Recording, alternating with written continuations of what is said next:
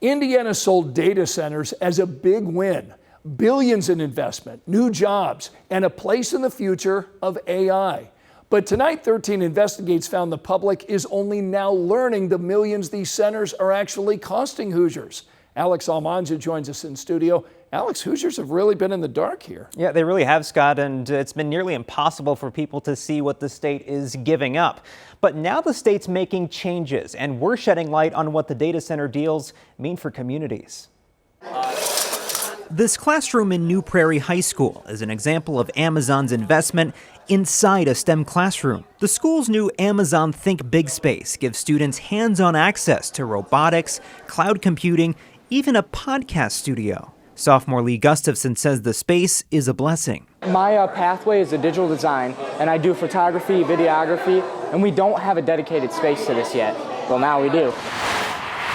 Because just down the road, about 2 hours east of Chicago, sits one of Indiana's largest Amazon data centers. They have been constructing a data center in our community for the better part of the last year and a half, and that's an ongoing project. Paul White is New Prairie's superintendent. He says Amazon is donating at least $300,000 for career readiness resources. And they have staff that specifically have worked with us to provide opportunities both for financial resources and partnerships in ways in terms of experiences and opportunities that our students need to be successful. But this room shows you only what Amazon is giving New Prairie. What is Indiana giving companies to bring data centers here?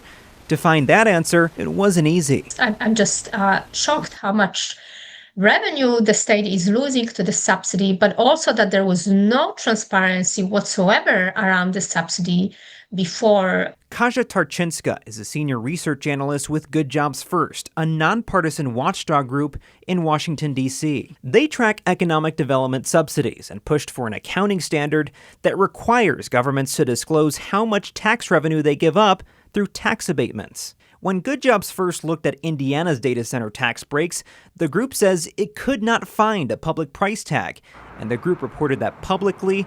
The state pushed back, but then took another look. And it appeared that there is some kind of miscommunication between the office that produces the annual financial reports and Indiana Economic Development Agency. Ultimately, the numbers existed, but no one sent them to the right place. Now the state has changed how it handles that information for tax breaks to be reported properly. The grand total? More than $655 million in reported state sales and use tax exemptions. Money data centers did not have to pay on things like computer chips and server racks. IDC confirmed those reports have not previously been posted publicly.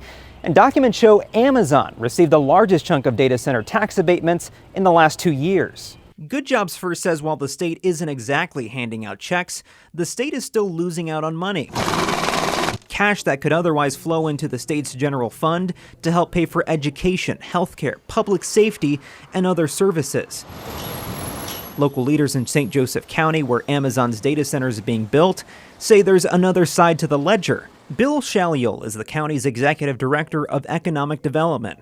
He says the county had to compete for Amazon's investment. The way they explained it to us is they had a pitcher of water and they were going to pour the water out over different communities. The amount of water that got poured here was based off of incentives, opportunity, power, land, all those kind of things. Shalliel says before Amazon, the land generated far less tax revenue. We might not have gotten that investment at all. So you got to balance nothing versus something. And so again, I think from the long term, the benefit that project will bring, where it's being developed and other things it's bringing with it will be huge there, as will the other projects. The county argues without the incentives, the project may not have come here. But watchdogs say that's exactly why the public needs to see what governments agree to give. Back at New Prairie, Superintendent White says the district tries to work with what it has. We don't tend to focus on that part of it too much, like what we're losing. We tend to focus it more on what are we going to be able to get, be grateful for that, and let's just make it work. White says New Prairie has an agreement to receive money from the economic development area through the year 2049. The first payment, about $30,000. We look at it as a school system, we need to be good stewards of our finances. Good stewardship that starts with transparency at the state level, because taxpayers can see what Amazon is giving here, but until now, they couldn't clearly see what Indiana was giving up.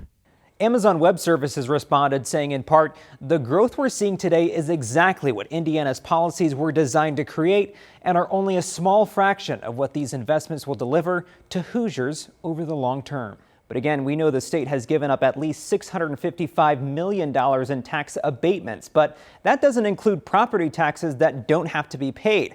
And the state's still compiling 2025 numbers, so the actual amount will be much higher, Scott. So the whole point of this is transparency. So where can our viewers take a closer look at this information? Yeah, for data center deals that are signed and done, it should be on the IEDC's transparency portal. We'll link you to that through this story. Just go to WTHR.com/investigates. All right, Alex Almanza, thanks so much.